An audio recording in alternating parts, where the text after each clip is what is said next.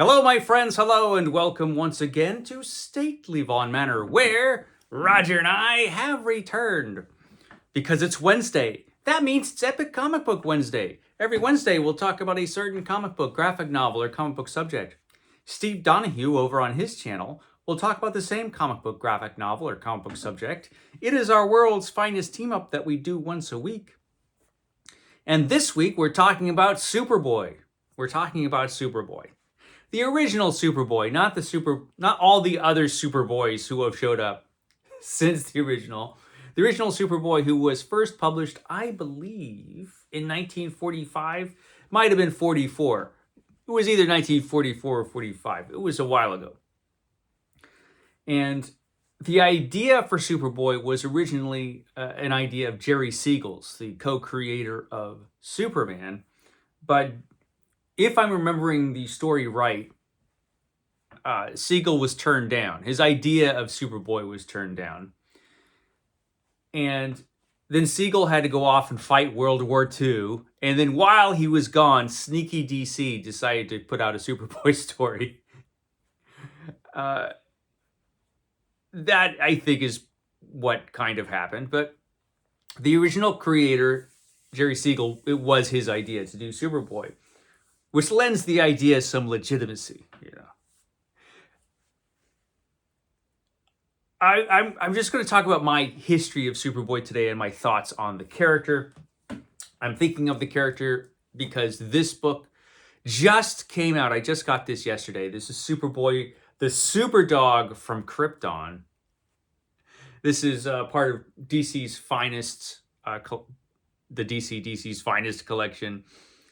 DC has really turned around the reprint program with these DC Finest volumes. They're finally publishing all of this stuff that has been neglected for years, and that includes the Superboy stories. I mean, you would think that by now there would have been a Superboy collection like this, or a Superboy omnibus or something, but no. These old Superboy stories have been kind of just moldering away. But here they are being reprinted in this nice volume. Now, this has stories from 1954, 1955. So this has stories of Superboy, 10 years after he had first appeared. But Superboy was very popular right around this time in the 1950s. He was probably always popular with readers. But he was really popular in the 50s. And yes, we do get Krypto, the greatest comic book character of all time. Krypto. They're finally making a movie about Krypto. Finally. I think Superman's in it too, but I'm not sure. But I know Krypto's in it. Finally, DC has come to their senses. But let's talk about Superboy and my feelings about Superboy, about this character. Because my feelings about this character have definitely changed. This book looks great. I love these old Silver Age stories, so this is going to be a lot of fun. But definitely when I was a kid reading comic books, the whole idea of Superboy seemed stupid. I thought the whole idea of Superboy was dumb. And let's face it, when Superman first appeared, the idea of Superboy, that wasn't around. Superman started his career as Superman in the original Superman comics, the original Golden Age Superman comics. And when I was a kid, what I knew about Superman's origin was all from either the television show, which was being rerun when I was a kid on Saturdays, and also, of course, the Superman movie with Christopher Reeve. And in both of those, there were no Superboy. I saw the very first episode of Adventures of Superman on television, and Superman became Superman when he was an adult, and the same thing in the movie. There was no Superboy. And when I first started reading Superman in the comics, it was John Byrne's Superman. When I was a kid, I knew about Superman and Batman and all those characters, and I liked all those characters. But I really started getting into comics when I was a teenager. about 13, 14 years old. And that was in the 1980s, the grim, gritty 1980s. And I was a fan of Marvel Comics. My favorite superheroes were the Fantastic Four, Spider-Man, Captain America. I like Marvel Comics. Stan Lee's whole idea about superheroes being a little bit more realistic really worked for me as a kid. And I wasn't so much into DC characters. But when John Byrne moved from Marvel to DC and started doing Superman, I thought, you know what? I'm gonna follow John Byrne over to DC, and I'm gonna start reading Superman. You know, how bad could it be? As it turned out, it was great, and I became a huge Superman fan, and I became a huge Superman fan because of John Byrne and his work on Superman. I really enjoyed it. And John Byrne, the real-life supervillain John Byrne, murdered Superboy. He murdered him. He murdered the whole idea of Superboy. Of course, the idea of Superboy is that Superman actually started his super career in Smallville as Superboy. And then he grew up and became Superman. But he first showed up as Superboy when he was a kid, which I thought was ridiculous. I mean, his secret identity was always pretty fragile, it seemed to me, you know. And here's this kid who's a superhero who's in Smallville along with Clark Kent. Small town, Smallville. Then he goes to Metropolis, just like Clark Kent does. They happen to look exactly alike also. It just, there were so many things about it I thought was just dumb, you know. Because I don't think I really got DC Comics and the whole idea of the Silver Age of DC Comics. I just thought that was silly kid stuff that was all ridiculous. And so I was perfectly happy that John Byrne jettisoned the whole idea of Superboy because I thought it was stupid. I like the idea of Superman becoming Superman as a grown-up. It just made more sense, and I enjoyed the comics. But I remember there was an issue of John Byrne's Superman where the original Superboy actually shows up.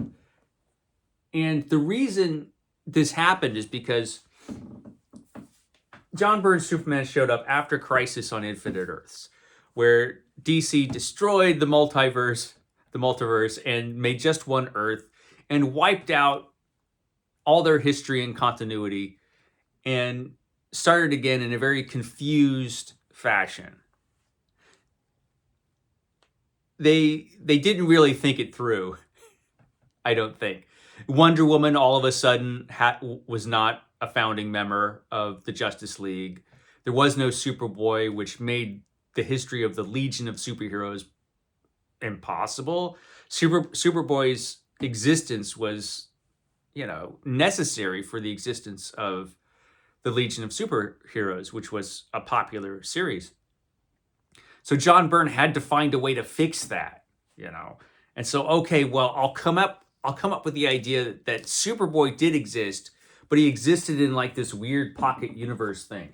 The whole thing was stupid. But we did have an issue of Superboy fighting Superman. And this was actually my first exposure to the character in comics. I knew of Superboy, but, you know, I would never have been caught dead reading an issue of Superboy. No way. But here's Superboy, and he's kicking the crap out of Superman, which I found rather surprising. So, yeah, we have this issue of Superman where he runs into Superboy, and he's very confused. And we also have, this was also the first time I read about Krypto the Superdog. So Krypto is in this issue as well. And we get a little recapped history of Superboy, but it's actually John Byrne's version where they live in this alternate universe kind of thing. And yeah, he's just beating the hell out of Superman. And I was confused. How could Superboy beat up Superman? What I had not realized as a comic book reader at the time, this is in the days before the internet. All I knew from comic books was what I read in the comic books and the stories themselves. Superman had been depowered because he was considered too powerful. John Byrne was like one of those guys who was like, I can't think of anything interesting to write about Superman if he's so powerful, even though writers have been doing it for years and years. So they depowered Superman. And so when he met Superboy, Superboy was actually much stronger than Superman was. Which annoyed me. Why did they depower Superman? Was my first thought when I learned about this. And the whole idea of the story was sort of ridiculous, which I recognized even at the time. But that was my first exposure to Superboy. I'd never actually read a real Superboy comic until I got this I probably bought this in 87 or 88. I think it came out in 87. And this is the greatest Superman stories ever told. And in this volume, see if I could find it, there was, along with all kinds of other awesome stuff. This comic is full of awesome stuff. In here, there is a Superboy story because it's the first appearance of Bizarro. Yeah. So this is the first Superboy story that I had read. And I was really, really surprised by this story. I was actually surprised by most of the stories in this volume. This was also my first exposure to all of the Silver Age Superman stories.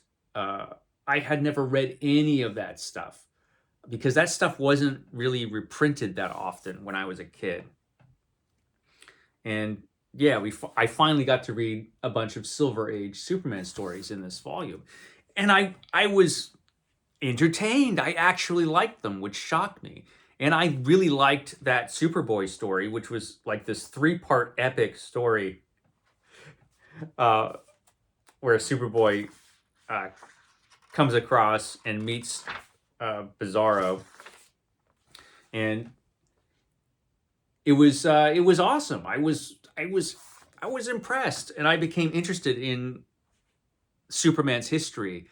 And that's when I found out, right around the time I was reading this, and I looked into Superman a little bit more and hunted up some back issues and things. And I found out just how much of Superman's history was wiped out by John Byrne. Now, I didn't care when I first started reading Superman because I was reading John Byrne's Superman, and I really didn't know much about Superman's history in the comics and, just didn't care. But once I started reading some of the older Superman stories and the Superboy stories, then I saw how much had been lost of Superman's history. And I could understand how a lot of the older fans were a bit upset by this. Superboy was a character that had a long history at that point in the 1980s. I mean, he had been published for decades, and he actually was very popular. And I learned to understand that around that time. And I learned to appreciate DC comics and how they were different from Marvel comics, the older DC comics, and that they existed in a world that was farther removed from reality, and that was okay. DC was its own thing. And yes, the old Silver Age stories tended to be a bit ridiculous, but they also were very inventive and creative. And they were fun. These stories are fun. And this new volume, The Superdog from Krypton, looks great. And I still haven't read this. I haven't read, I don't think, most, if not all, of the stories in here. I've probably read a couple. This one I've read, of course, Krypto, the Superdog from Krypton. But most of the stories in here I have not read, just because these have not been reprinted. I never could find any of the old Superboy issues that were any earlier than I think the 70s. So I never read any of the Superboy stories from the 40s, 50s, and 60s when I was younger. So only now, as an old person, do I get the chance to read Superboy. And that's fantastic. It's great that they're finally reprinting Superboy. Because, yeah, Superboy seems like kind of a silly idea on the face of things. But like I said, DC Comics is a different universe than Marvel, and should be. And these old stories are great. They're great stories. And finally, they're being reprinted, which is wonderful. I'm hoping that this sells well enough that we'll get more volumes of Superboy. Superboy lasted for years and years. Steve on his channel can give you a better view of Superboy because he was a fan of Superboy. You know, when he was a kid, he was reading Superboy, and I think Superboy is Steve's favorite comic book character. So you know, will have an interesting perspective. Me, I came to the idea of Superboy late because I thought it was ridiculous, but I came to like Superboy as I came to love Superman. Superman now is my very favorite superhero character of all time. I'm a huge fan of Superman now, and now I can embrace Superman's history, including all of the silliness, because the silliness was kind of awesome. You know, it's kind of tough, Roger, because I'm not a silly person at all. But that was my video on Superboy. I will catch you next time. Be sure to catch me tomorrow when I have an announcement video for one of the greatest booktube events of all time. Okay, guys, I will catch you next time.